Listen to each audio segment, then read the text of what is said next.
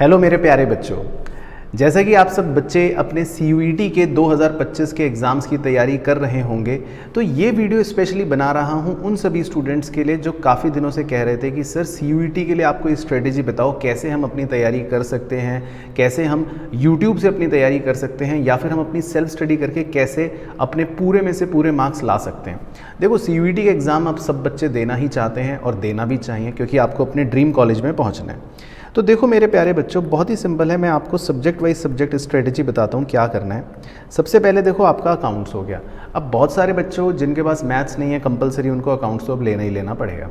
Accounts में सबसे पहले आप देखो, मैंने जब सिलेबस डिस्कस करा था, क्या है आपका सिलेबस पूरा का पूरा 12th सेम। और अब तो आपका इसमें ना तो NPO आ रहा, ना कंप्यूटराइज्ड अकाउंटिंग आपको करने की ज़रूरत, तो आपको तो 100% अपना सेम क्लास 12th का सिलेबस करना है। ठीक है, अब आपको करना क्या है, देखो उसके लिए सिंपल स्ट्रेटेजी क्या रखनी है। पहली बात आती है मटेरियल, जिससे आप अपना पढ़ते हो। मटेरियल कुछ भी अलग नया अतरंगी करने की ज़रूरत नहीं है। आपके पास 12th का जो मटेरियल है आराम से उसको फॉलो करो। अगर आपको कोई भी कॉन्सेप्चुअल नॉलेज लेनी है, कोई भी कॉन्सेप्चुअल आपको मतलब स्टडी करनी है, तो सेम मटेरियल को फॉलो करो। क्लास 12th का कोई टॉपिक नहीं समझ आ रहा तो मेरे चैनल से जाके पढ़ सकते हो, या जहाँ से भी आपने पढ़ा है अपना क्लास 12th उस सेम लेक्चर को दोबारा देख लो या सेम मटेरियल से दोबारा पढ़ लो। अल्टीमेटली कॉन्सेप्ट तो देखो हो गया सेम, तो कॉन्सेप्ट की तो टेंशन हो गई ख़त्म। अब आ जाओ कि भैया तैयारी करनी कैसे। दूसरा हो गया आपका प्रैक्टिस, क्योंकि देखो CUET के अंदर आपके आते हैं MCQ क्वेश्चंस, राइट। क्वेश्चन चाहे 5 नंबर का हो लेकिन वो है तो MCQ ही। तो पहली बात, प्रेजेंटेशन से कोई मतलब नहीं, नरेशन से हमें कोई मतलब नहीं, फॉर्मेट बनाने से हमें कोई मतलब नहीं। अब it's all about the speed. Question पढ़ना है केयरफुली और बस हमको सॉल्व करना है। अब उसमें 2 तरह के क्वेश्चन आ सकते हैं। देखो कुछ तो होते हैं थ्योरेटिकल क्वेश्चंस, जैसे कि मतलब कुछ भी पूछ लिया कि किसको डेबिट करना है, किसको क्रेडिट करना है, क्या होगा, ये है वो है, इस तरह से जो डायरेक्टली आप कर सकते हो। दूसरे होते हैं थोड़े से कैलकुलेशन बेस्ड क्वेश्चंस, अब जिसके अंदर तो आपको सॉल्व करना ही पड़ेगा, राइट। तो आपको सिंपल क्या करना है, देखो वेरी वेरी इजी। आपको अगर आपके पास क्लास 12th की ही बुक है तो सबसे पहले तो आप उसके हर चैप्टर के पीछे जो MCQ क्वेश्चंस दे रखे हैं आप सबसे पहले उनको सॉल्व करो, और उससे आपका एक रिदम बन जाएगा कि कैसे MCQ आ सकता है, कैसे मुझे सॉल्व करना है। इसके अलावा आपके पास बाज़ार में भी और नहीं तो वैसे भी बहुत सारा कंटेंट अवेलेबल है जो आप अपने MCQ प्रैक्टिस के लिए कर सकते हो, जिसमें कहीं भी आपको इधर उधर ज़्यादा भागने की ज़रूरत नहीं है। सिंपल MCQs हैं, चैप्टर वाइज MCQs हैं। चैप्टर वाइज MCQs करने हैं आपको अगले कम से कम 20 दिन, ताकि आप अगले 20 दिनों में सारे चैप्टर्स अपने अच्छे से कवर कर पाओ। देखो टोटल अकाउंट्स में आपके 15 चैप्टर्स थे, राइट। अब 15 चैप्टर्स को आप डिवाइड कर सकते हो वही क्लास 12th की अपनी 3 बुकों के लिए। पहले पार्टनरशिप, फिर कंपनी, फिर थर्ड बुक। पार्टनरशिप पूरी करने में आप अपने आप को 10 दिन दे दो, कंपनीज पूरी करने में आप अपने आप को 6 दिन दे दो, और बचे हुए 4 दिन आप थर्ड बुक के लिए रख सकते हो। 20 दिनों में आपको चैप्टर वाइज MCQ प्रैक्टिस करनी है, कॉन्सेप्ट्स कवर करने हैं अगर कुछ बच रहे हैं तो। उसके बाद बचे हुए 7-8 दिनों में आप मॉक प्रैक्टिस भी कर सकते हो, जिसमें मतलब पूरे सिलेबस में से MCQ सॉल्व कर रहे हो आप अकाउंट्स के, और आराम से उससे आपकी तैयारी बहुत अच्छी हो जाएगी। तो ये तो हो गया अकाउंट्स के लिए। अब आ जाओ देखो इकोनॉमिक्स। इकोनॉमिक्स हो सकता है बहुत सारे बच्चे पढ़ रहे होंगे या जिन्होंने लिया होगा अपना डोमेन के अंदर। इकोनॉमिक्स में अब आपके लिए थोड़ी सी दुविधा ये हो गई है कि इकोनॉमिक्स के अंदर आपका 11th का माइक्रो भी है, जिसके काफ़ी टॉपिक्स हैं, इनफैक्ट 90% टॉपिक्स सेम है।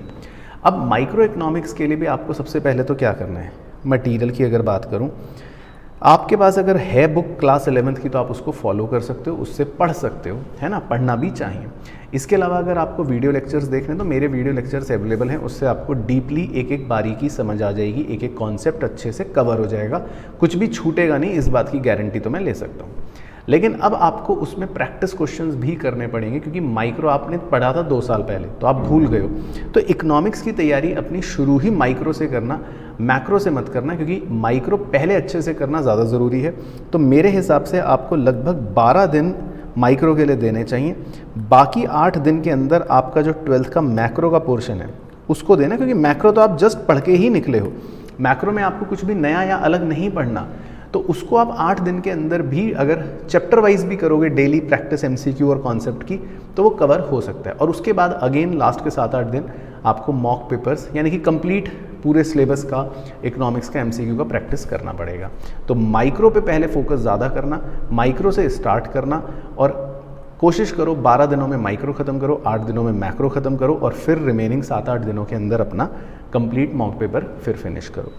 अब देखो, इसके अलावा जिन बच्चों के पास बिजनेस स्टडीज़ या मैथ्स या ऑब्वियसली कोई और सब्जेक्ट है, तो उसके अंदर देखो, मैं पहली बात तो एक्सपर्ट नहीं हूँ, लेकिन हाँ बेसिक गाइडेंस क्या है, सेम है।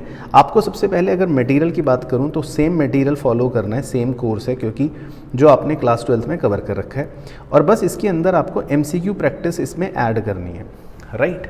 तो कुल मिलाकर आप ये समझो, अगर आप 4 सब्जेक्ट्स की तैयारी कर रहे हो डोमेन की, तो रोज़ आप एक सब्जेक्ट को लगभग 2 घंटे दे दो इन एंड आउट। उसका एक चैप्टर पकड़ो, MCQ पढ़ो, दूसरा सब्जेक्ट चैप्टर पढ़ो या MCQ सॉल्व करो, तीसरा सब्जेक्ट चैप्टर पढ़ो, MCQ सॉल्व करो। तो आपको इस तरह से अपना डे डिवाइडेड रखना है।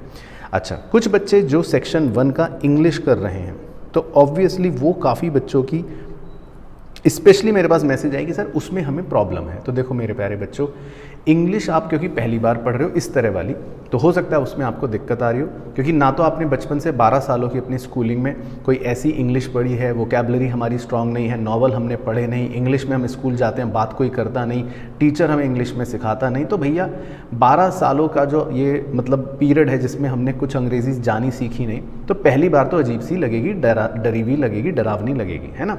अब आप कुछ कर भी नहीं सकते, 1 महीने में आप सोचो कि भैया हम कोई तूफान ले आएंगे।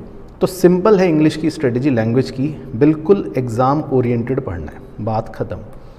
क्योंकि इंग्लिश इंप्रूव होने नहीं वाली 1 महीने में, अपने को एग्ज़ाम ओरिएंटेड पढ़ना है। तो जो भी टीचर आपको पढ़ा रहा है, मतलब लैंग्वेज की अगर आप कोई कोचिंग ले रहे हो, ट्यूशन पढ़ रहे हो, नहीं तो अगर कोई बुक रेफ़र कर रहे हो, तो बस सिंपल उतना पढ़ो, उस पर फोकस करो जो एग्ज़ाम ओरिएंटेड है, दैट्स इट। एग्ज़ाम के जो टॉपिक्स हैं, सिलेबस हैं, उसमें जो जो चीज़ें रेलिवेंट है, इंपॉर्टेंट है, उन पर ज़्यादा फोकस करो।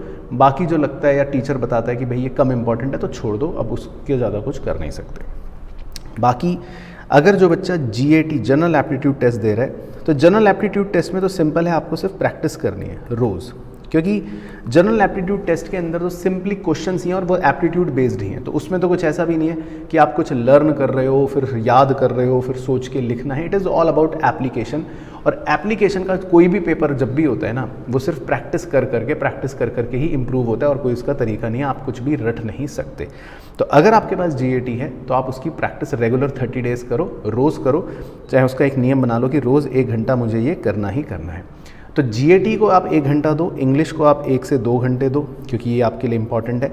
बाकी डोमेन का मैंने आपको बता दिया, अगर आपके डोमेन के सिर्फ 3 ही सब्जेक्ट हैं तो कोशिश करो 1.5 से 2 घंटा डेली दो हर डोमेन के सब्जेक्ट को, जिसमें मटेरियल पढ़ो या कॉन्सेप्ट पढ़ो अगर नहीं आता या कॉन्फिडेंस कम है, and then move on to the MCQ practice. Daily आपका टारगेट होना चाहिए, कोशिश करो कम से कम डेली 100 MCQ क्वेश्चंस सॉल्व करो। टोटल की बात करो, 100, 150, 200 भी कर सकते हो, 200 भी आराम से कर सकते हो आप। तो पूरे महीने भी अगर करते हो तो 5-6 हज़ार MCQ आपके बनने चाहिए, तब जाकर मतलब आप काफ़ी ज़्यादा साउंड हो जाओगे। और MCQ से वाकई में देखना बहुत हेल्प मिलती है, क्योंकि जब आप सारे वैरायटी के MCQ कर लेते हो, इतने सारे MCQ सॉल्व कर लेते हो ना, तो 100% देखो तैयारी इंप्रूव हो जाती है। बाकी देखो, हमारे एवेंजर्स बैच भी स्टार्ट हो गए थे और बहुत सारे बच्चों ने उसके अंदर अपने बैचेस लगाने शुरू कर दिए, पढ़ाई स्टार्ट हो चुकी है और हम रोज़ बच्चों के साथ लेक्चर्स ले रहे हैं, रोज़ उनको वर्कशीट्स मिल रही हैं MCQ की, तो प्रैक्टिस चल रही है। तो वो ऑप्शन भी है आपके पास। अगर आपको अभी भी लगता है कि आपको तैयारी करनी है थोड़ा सा हैंड होल्डिंग के साथ, थोड़ा सा स्ट्रक्चर्ड वे में, और हमारे साथ मिलकर तैयारी करनी है, तो ये ऑप्शन अभी भी अवेलेबल है। चेकआउट करो, नीचे लिंक है, क्लिक करके देखो। डेमो लेक्चर्स भी हैं, वर्कशीट्स का डेमो भी उसमें डाल रखा है। बाकी कोई क्वेरी हो तो मुझे नीचे कमेंट करके ज़रूर बताना। बहुत बहुत बेस्ट विशेज़ आपके अपकमिंग एग्जाम्स के लिए। नेक्स्ट वीडियो में भी मैं बहुत जल्दी आऊँगा आपके लिए कुछ बहुत अच्छी चीज़ लेके, जिसमें हम अपनी प्रिपरेशन को एक लेवल ऊपर करेंगे। All the very best for your exams.